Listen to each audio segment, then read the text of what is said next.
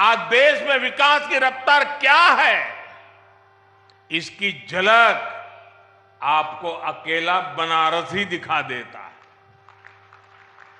काशी विश्वनाथ धाम ये परिसर का निर्माण हुए पिछले सप्ताह ही 2 साल पूरे हुए हैं।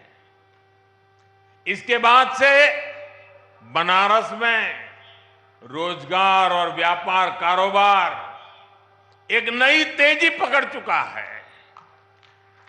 पहले एयरपोर्ट पर पहुंचते ही चिंता होने लगती थी कि शहर तक कैसे पहुंचेंगे।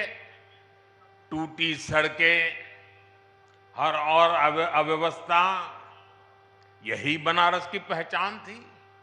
लेकिन अब बनारस का मतलब है विकास।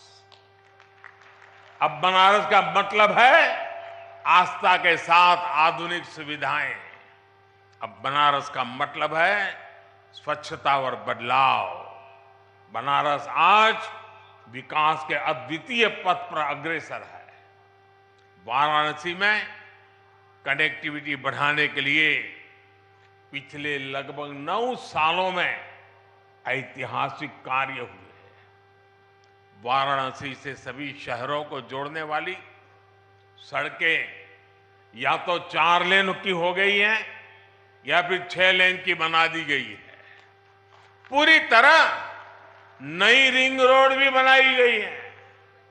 वाराणसी में नई सड़कों का जाल बिछाया जा रहा है। पुराने के साथ ही नए क्षेत्रों को भी विकसित किया जा रहा है।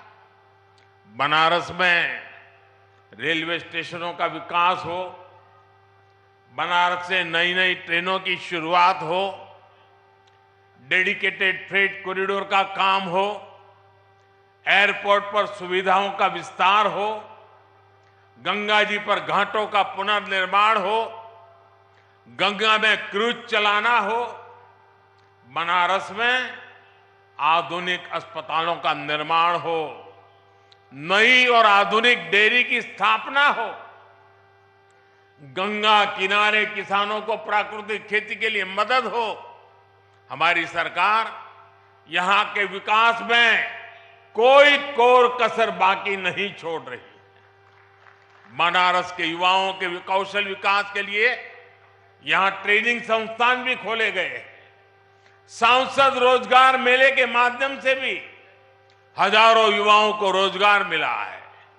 भाइयों और बहनों, इस आधुनिक विकास का जिक्र मैं यहां इसलिए कर रहा हूं क्योंकि हमारी आध्यात्मिक यात्राओं में सबसे बड़ी परेशानी इंफ्रास्ट्रक्चर के अभाव की भी होती है। जैसे कि बनारस आने वाले यात्री शहर से बाहर बने ईश्वर मंदिर में जरूर जाना चाहेंगे, लेकिन अगर उनके लिए आज जैसी सड़कें न होती तो चाहकर भी अपनी इच्छा पूरी नहीं कर सकते थे। लेकिन अब स्वर्वेद मंदिर बनारस आने वाले श्रद्धालुओं के लिए एक प्रमुख स्थान बनकर उभरेगा।